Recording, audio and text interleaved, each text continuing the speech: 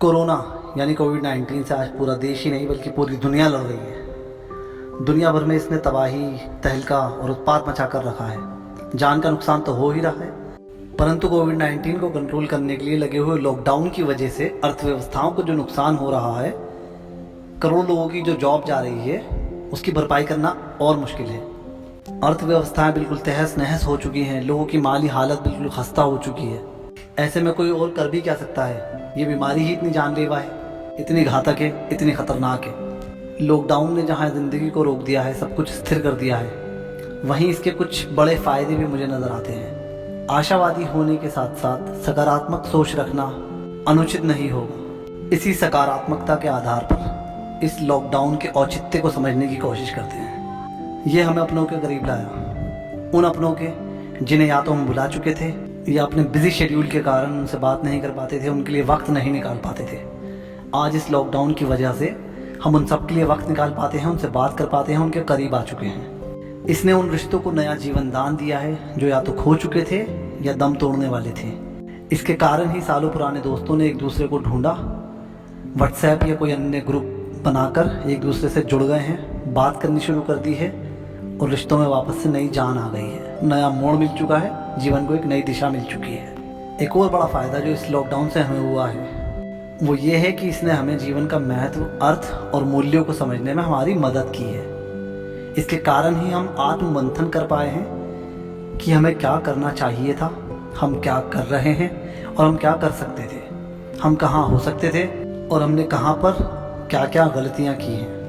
प्रकृति और पृथ्वी, जिसे इंसान अपनी धरोहर समझ बैठा था और उसके साथ खिलवाड़ करता रहता था, जब चाहे जैसे चाहे उसे यूज़ करने की कोशिश करता था। इसने हमें सिखाया कि प्रकृति से खिलवाड़ करना आसान नहीं है। जब ये वापस आती है तो किस रूप में आ सकती है, किस तरह आ सकती है। बहुत ही सूक्ष्म से वायरस के रूप में बदला ले सकती है, जिसने पूरी दुनिया को हिला के रख दिया है। इस लॉकडाउन से जो सबसे बड़ी शिक्षा हम ले सकते हैं वो है इंसानियत का पाठ। इस लॉकडाउन के कारण ही आज हम एक दूसरे की मदद करने लगे हैं, भूखे को खाना खिलाते हैं, एक दूसरे का ख्याल रखते हैं, पड़ोसी का ध्यान रखते हैं। हम इस बात का भी ख्याल रखते हैं कि पैदल चलने वालों पर क्या गुजरती है। हम इस बात का भी ख्याल रखते हैं कि मज़दूर जब मज़दूरी से हट जाता है 3-4 महीने के लिए तो उसके घर की रोज़ी रोटी चलती कैसे है। अब हमने जात पात, ऊंच नीच, किसी भी तरह के भेदभाव से ऊपर उठकर सोचना शुरू कर दिया है, क्योंकि ये वायरस किसी भी जात में, किसी भी धर्म में, किसी भी कंट्री में, किसी भी कलर में कोई भेदभाव नहीं करता। ये किसी को भी हो सकता है, कभी भी हो सकता है, कहीं भी हो सकता है। इस लॉकडाउन के माध्यम से ही हमें पता चल पाया कि वर्क फ्रॉम होम जैसी पद्धति, जिसे हम सालों से नज़रअंदाज करते आ रहे थे, उसका महत्व क्या है। बड़े बड़े कॉरपोरेट हाउसेस WFH जैसी पद्धति को किस तरह से रीडिफाइन कर सकते हैं, रीयूज़ कर सकते हैं। इसका फ्यूचर क्या होगा, इसका फॉर्मेट क्या होगा, इस बात पर चर्चा कर रहे हैं।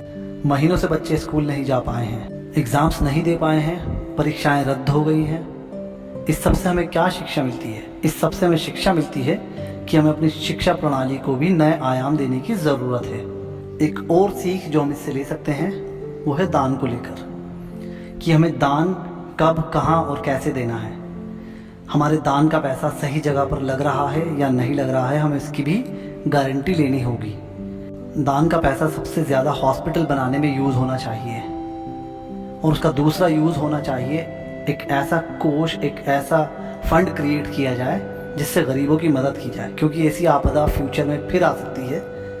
तो इसके लिए हमें तैयार रहना पड़ेगा पहले से ही, और वो तैयारी हमें आज से स्टार्ट करनी होगी, ताकि फ्यूचर में, भविष्य में कुछ ऐसी आपदा आए तो हम उसके लिए पूरी तरह से तैयार हों। कोरोना ही नहीं, कोई और भी आपदा हो सकती है। आपदा को टालना इतना आसान नहीं है। हमें खुद को इतना सक्षम बनाना होगा कि हम किसी भी आपदा का सामना कर सकें, किसी भी आपदा के सामने डटे रहें, और इसी प्रकार हम किसी भी तरह की आपदा से, बीमारी से, महामारी से बच पाएंगे और जीत पाएंगे। Thank you so much for watching this video.